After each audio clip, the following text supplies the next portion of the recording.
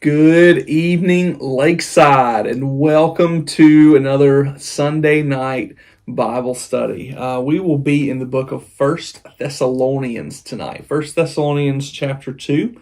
But while you are turning there, I just wanted to get you up to speed. Sorry, I lost my note here. Up to speed on kind of some things that have been going on here at church, and just some things that we're really excited about. First off, this year we collected 101 shoe boxes for Operation Christmas Child, and I'm just so proud of us stepping up and doing this. This is the largest amount that we've had in I think the last 5 years.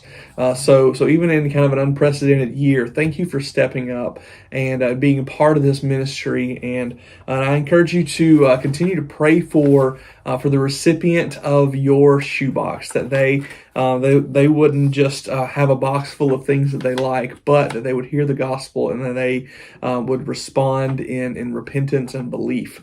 So anyway, thank you again for that. Also, the food boxes, which will be distributed this Tuesday, we had 51 food boxes for the city of Albany that are be going to families there, and the leftovers will be going to some police officers, and then we had 16 that are going to the Lee County system with a similar program that they have going on.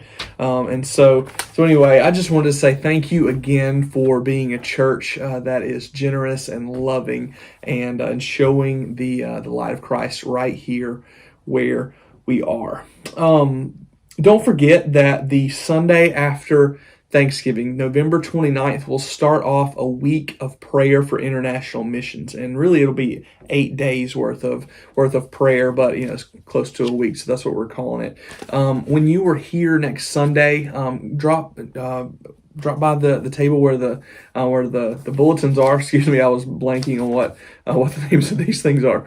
Drop by those tables and grab one of these brochures. There is all kind of information in here about these 8 days of prayer, and there are just ways to be praying, ways to thank God, all these different things. And I really think you will get a greater appreciation for this offering, for the Lottie Moon Christmas offering through that.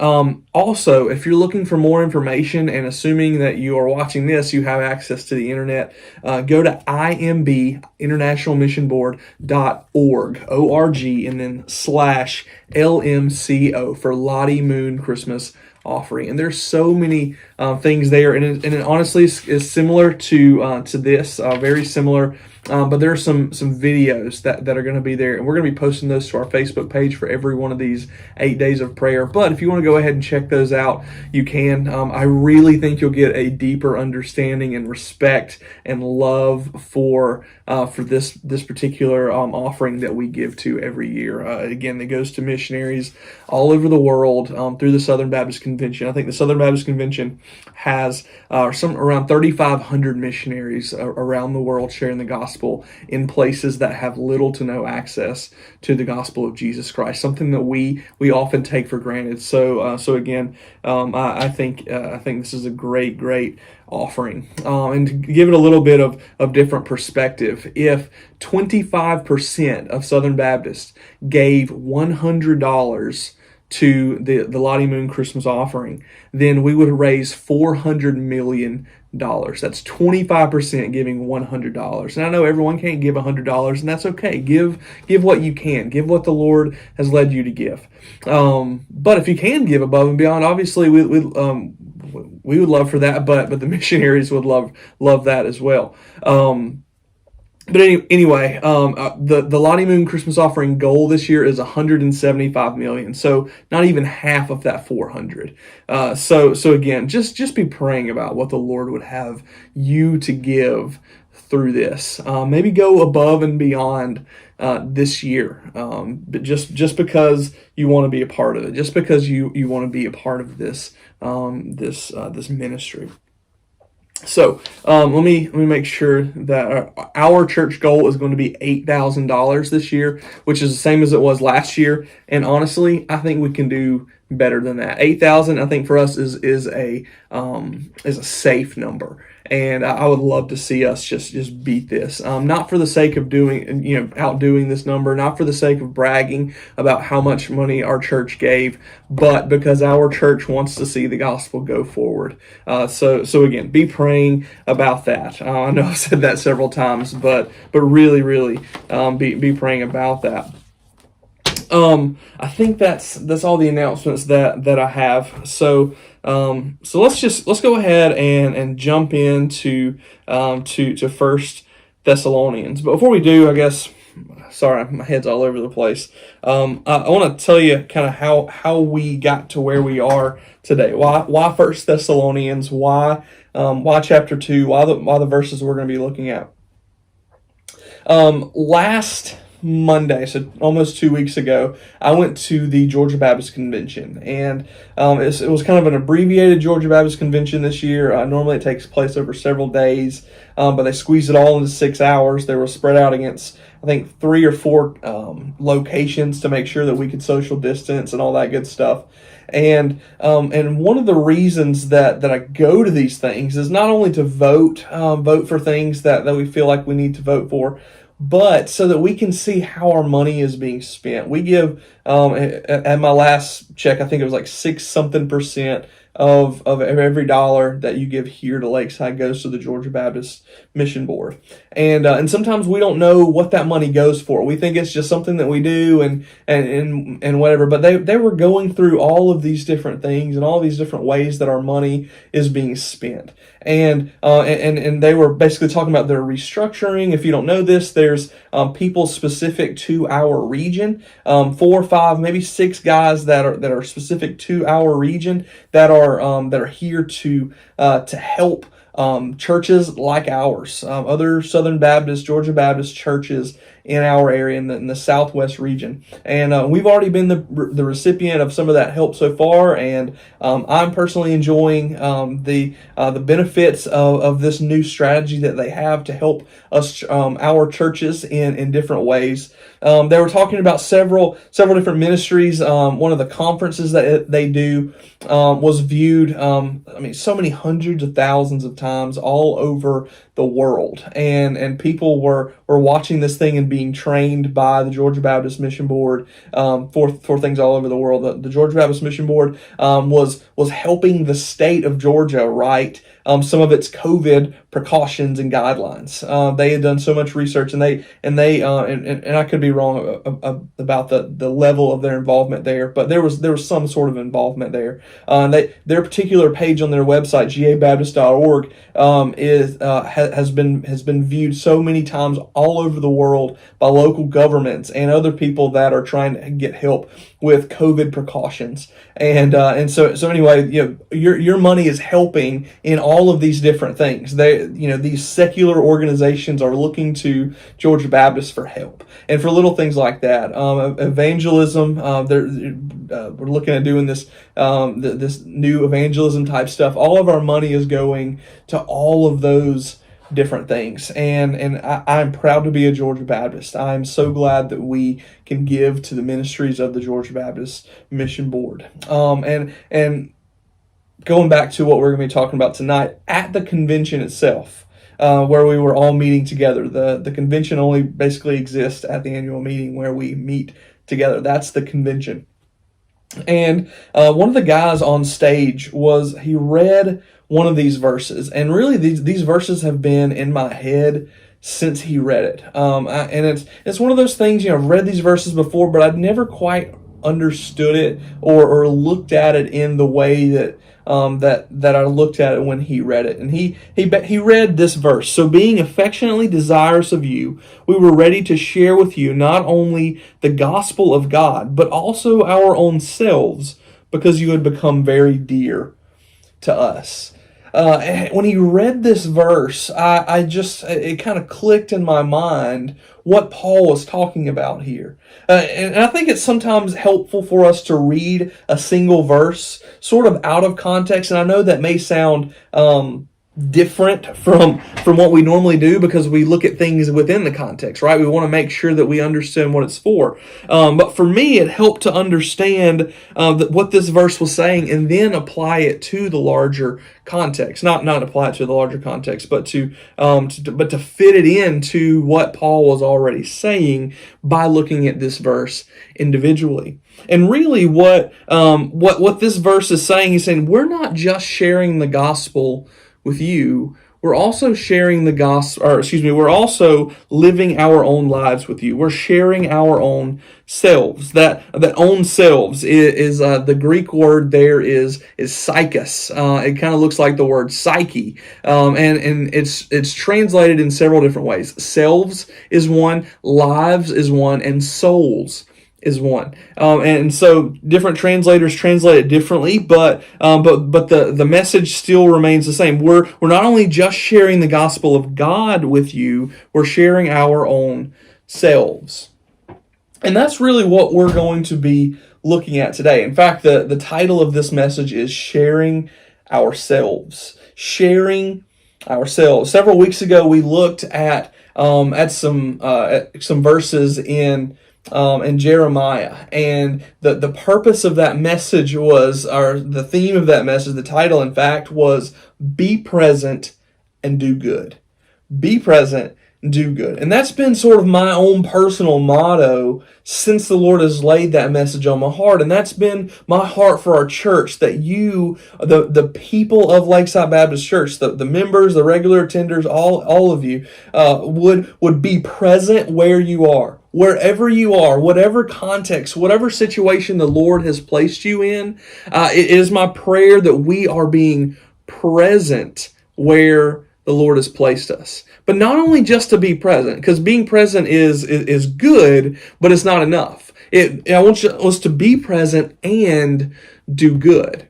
And I kind of see this as kind of a crossover message here in this, meaning Paul's saying, listen, we were sharing the gospel with you, but we're also sharing our own lives with you. Of course, the greater context here, Paul is referring to being a good steward of the gospel of God. He's saying, I do these things to share the gospel with you. And that's kind of what he's getting at. He's saying, I'm doing these things to share the gospel. And when verse 8 rolls around, he's saying, I not only shared the gospel, but I shared my life.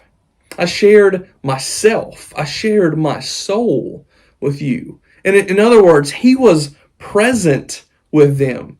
He could have said, you know what, here, just read this book, just read this letter, and that'll do everything that it needs to do. He could have done that, and there are times when that is necessary, but he said, that's not what I did. He said, I was sharing the gospel with you, but I was also here with you, living life with you to make sure you understood this gospel. And essentially what he's saying is, I was discipling you. I could have moved on. I could have been doing other things. There's probably other things Paul could have been doing, but he chose to share his life with him. Not all of his life. We know Paul did lots of things, but we see what he's saying here. Because I was affectionately desirous of you, we were ready to share with you not only the gospel of God, but our own selves, because you became very dear to us. And kind of to help us understand, we need to back up one verse into verse 7. And then he says this, but we were gentle among you like a nursing mother, taking care of her own children. Paul is talking about being a good steward of the gospel, being a good steward of this message that he has been entrusted with. In fact, we've all been entrusted with this message. Hopefully we are being good stewards. But he's also saying, he transitions to this metaphor of a mother. But we were gentle among you, like a mother is gentle with her children, like a nursing mother taking care of her own children. Here the metaphor can go as really as deep as we want it to go, but for our purposes today, we'll just think of it like this. A mother who is nursing her child. A mother eats food, drinks water, all these different things, and her body then does whatever it does to then feed, nurse her child. And that child is then able to eat and drink, or however you want to think of that, in a way that is good for their body because the mother's body has already done that. And basically what he's saying here is what I'm doing for you is I am helping you to understand the gospel in a way that you can understand, in a way that is it is understandable for you as someone who is not quite as mature in your faith. He's almost like he's saying, I'm your spiritual mother, helping you to grasp these things. And then, of course, he goes into verse 8. But I didn't only share the gospel with you, I also shared my life. And I think sometimes this is where we miss the point. This is sometimes where we're intentional about doing good. We want to do good. We want to share the gospel. We want to give a food box. We want to send a Operation Christmas Child box. All of those good things, but we forget the other part, being present. We say, we want to share the gospel, but we want to do it from a distance. And that's hard. We want you to come to know Jesus, but we also want to stay over here where we are. I don't know about you, I am incredibly selfish. I am so selfish. And you know how I've realized that I'm selfish? When I have a kid. Because when I work all day, I'll be in this office most of the day, and I'll be studying or reading or talking on the phone or trying to make some sort of decision, or doing one of the 100,000 little things that could be done around here on any given day. And then I go home and I want to kind of unwind. I want to sit in front of the TV and just kick my feet up for a little while and just kind of be mindless for a little while. Does anybody else feel that way? But when my 18-month-old son comes around, that is not what he wants to do. And because it's not what he wants to do, sometimes I get aggravated because he don't want to sit there. I want to spend time with him, but I want to spend time with him on my terms. I want him to sit in my lap and watch TV with me. But that's just not how an 18-month-old mind works. Right, and I've realized my own selfishness and my own greed through this. When I get home, I want to do what I want, but I know now that I am a father and I have responsibilities that go beyond my needs and my wants and my desires. Now, Judson's needs go above my needs. Judson's wants go above my wants. Why? Because I'm a father, and that's what parents do. They put their children first. And essentially, that's what Paul is trying to help us to understand here. He was being this spiritual mother to these to the church at Thessalonica. And so I think what we can grab from this is for us to understand that for us to be this for other people, to help other people, spiritually immature Christians, become mature in their faith, that we're going to have to give up some of ourselves. And that's what Paul's saying here. I shared my life with you. I shared myself with you, my soul, my psychos with you, because you have become very dear to us. As I found out, it takes time and it takes energy to raise a child. It takes just something else you don't even understand when you're not a parent. I used to think my friends that had kids were just big babies. They were just tired all the time for no reason. And now I'm tired all the time, and I know exactly why all my friends were tired all the time. I know why they said this is the hardest thing I've ever had to do. Because when you're in that, you understand. And that's again what Paul is saying. It takes time and it takes energy to do what is necessary, but it is worth it. Think about many of you watching your children grow up. Was it worth it to put in that time and that energy to do that? Maybe some of us can look back and we can say, I put time and energy in these things instead of my kids. And you look back and say, I really wish I would have traded out these things for what was most important. And so today what I want to do, I want to leave us with a couple of things that we can think of in terms of how we can live this out.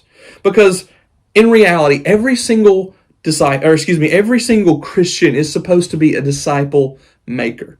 You are to be making disciples, and those disciples that you make are to be making disciples. And the truth is, not many of us have ever made disciples. We have things like discipleship training and those kind of things, but even those things in and of themselves don't make disciples, because it takes effort, it takes time, and it's difficult. And so I want to give us a couple things we can kind of think of, and really they're kind of steps, I guess, to help us to understand what it's going to take to disciple other people. And I guess they're not steps, they're just realities, things we have to understand. And number one is that it's going to take resources. It's going to take resources. It's going to take your time. It might take some of your money. It might take some of your energy. It might take some of your sanity and every last bit of patience that you have. But it's always going to be worth it. It's going to cost you something. And see, that's kind of where our fault is. We want to be good stewards of the gospel. I don't know any Christian, especially here at Lakeside, that would readily admit, no, I don't want to be a good steward of the gospel. But rarely do we put in the things that are necessary for us to do that. We say, well, I'll give you this hour on Sunday, but that's really all I can do throughout the week. When in reality, we can probably give a little bit more than that. And I don't just say that as your preacher. I say that as somebody who realizes there's places in my life that I need to let go of. There's money I need to let go of. There's resources and time and patience and energy I need to let go of in order to be a better steward of the gospel. We sometimes think that preachers or Sunday school teachers or youth pastors or whoever else, deacons, are the only people in our church that are supposed to be doing these things. But it's actually the call of every single believer. So we have to understand, if we're going to do it, if we're going to be obedient to God, it's going to take time. It's going to take energy. It's going to take money and patience and all of these things, but it will be worth it. If for no other reason than we are being obedient to what the Lord of everything has called us to do. So it's going to take a sacrifice. And number two, I think you, whoever's watching, need to understand you have something to offer. You have something to offer to people. I often think that we think that we're good for nothing because we can't do this or we can't do this. Number one, we have the gospel of Jesus Christ. Period. That's it. I could stop right there. But let me give you some practical ways we can help bridge this gap so that we can not only share the gospel, but we can also be present. We can also live our own selves, lives, our souls with other people. I was listening to a podcast the other day, and it was essentially of how to bridge the gap between two generations that really don't interact a lot, especially in the church. The boomer generation and my generation, Gen X. And mainly millennials, I guess, and I guess millennials would be a more appropriate term, but nonetheless, boomers and millennials, they're this divide there, and what this guy was talking about on this podcast was that you would be surprised at how many people my age, born between maybe 1980 and 2000, the millennial generation, don't know the things that the boomers have. That don't have the knowledge of things the way the boomers have. For instance, I was never taught to fry chicken. I still don't know how to fry chicken. I could look it up on YouTube and probably figure it out that way. But if somebody were to say, hey, listen, I've been frying chicken my whole life. This is the way my grandma taught me how to fry chicken, or this is the way my mom taught me how to fry chicken, or this is the way the lady next door taught me how to fry chicken, and here's the best way to fry chicken. Guess what? You now have an instant connection with somebody like me that's looking to do that. See, people in my generation, for some reason, there was this disconnect between us and our parents, or maybe even our grandparents. And we can blame it on all kinds of things, whether it was how busy our lives became, and then when we had free time, we just said, no, I won't teach them how how to cook. They'll figure that out later. Or, I'm going to teach them how to fix a car or do all of these things. But in reality, there's this gap there. And people of older generations have something to offer people my age and younger because we have these gaps in our knowledge. And you have value. You have things that you know. Maybe you're good at gardening and you know what plants can be planted next to these plants. You know what plants are going to come back every year, which ones need to be replanted every year. Maybe you've got a vegetable garden. You say, well, this can be planted this month and this needs to be planted this month. People my age like to know that. I'm not saying that every single person my age is going to like every single thing that you know how to do. I'm not promising that at all. But in fact, we know that's not the truth always. But there are some things that people my age are looking for with people that's many of our church members' age that we can bridge that gap with. And then when we get that foot in the door, when we get that first little conversation started, then we can bridge that gap with the gospel. When we begin sharing our lives with each other, then we can start sharing the gospel. Of course, we can do it the whole time. But let me be clear on something. When I tell you have something to offer, don't just say, hey, I want to teach you how to fry chicken and stop at fried chicken. Make sure you make that first step of talking about spiritual matters, being a good steward of the gospel. I don't care if it's your grandchildren who were baptized in this church 25, 30 years ago. Make that step in talking about those things. It's so important to continue these conversations. Even if somebody's already a believer, to continue in our growth in our relationship with Jesus. So number one, it's going to cost us something. And number two, you have something to offer it. It might take a while to figure out who needs this, who could benefit from it, but you have something to offer it, and then present the gospel during that. Talk about spiritual matters. It's hard to make that first step, but just do it. It's uncomfortable sometimes, but do it anyway, because what's on the line is much more important than our comfort. All right, and number three, we're not doing this for our sake. We're not just doing this for us. We're doing this for the sake of the gospel and for their souls. We're doing this so the gospel may be pushed out, so the gospel may go forward. And we're doing this so that people may be saved. Both of those things are intertwined. As the gospel goes forward, our prayer is that people would be saved. We're not just doing this to get young people in our church. Of course, that would be a great byproduct of this. But we're doing this so that people will be saved. I think a lot of times we think, well, if we do this and we do this and we do this, then people might come to our church might grow. But in reality, if we're good stewards of the gospel, then our church is going to grow. And we have to understand and we have to know. So we're not doing it for us. We're doing this for God. We're doing this for other people who need this message of hope and salvation that only Jesus can give. So as we're being present and we're doing good, think about the impact that this might have on our community. Think about the impact that this might have on the couple that lives down the street. Think about the impact that this might have on your kids or your grandkids or somebody else as we're intentional about sharing the gospel. But see, a lot of, and again, I want to make sure that this is clear. We're not just throwing the gospel out there and saying, okay, I'm going to go back home now. We're living our lives with these people.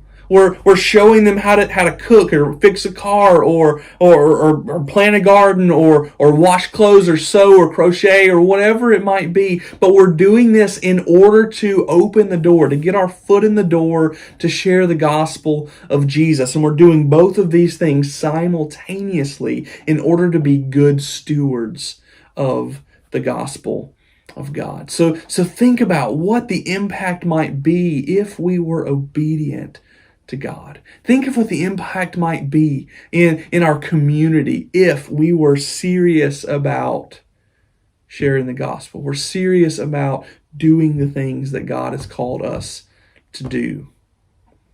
I don't think there's any limit to what God could do if we are just faithful, if we are just obedient to Him. So let's pray together. Father, thank you so much for your word.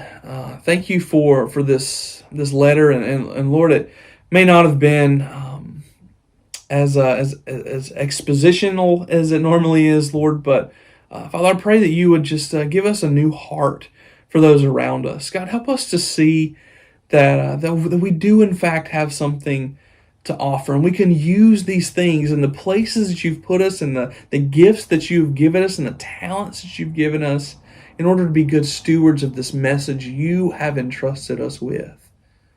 Lord, may we be good stewards of it. May we be found faithful and obedient to you. And Lord, for those around us that do not know you, God, I pray that you would begin working in their hearts. And as we're obedient to you and sharing, Lord, I pray that the crop would yield bountifully. And we ask all this in Jesus' name. Amen. All right. So this week we are going to be kind of having just a shorter week here at the church office. The office will be closed after about lunchtime on Wednesday. So if you have an emergency, call my cell phone, reach out through Facebook or something like that. And I hope you guys have a good Thanksgiving. I'll still do my best to get a Wednesday night devotion out. We got some other things kind of going on during a short week. It's just sometimes it's hard, but I'm going to do my best to get one out. But anyway, I hope you have a good Thanksgiving. We'll see you right here on Sunday morning, if nothing else, Sunday morning at 8:30 and 10:30. Bring somebody with you if you can. All right, love y'all.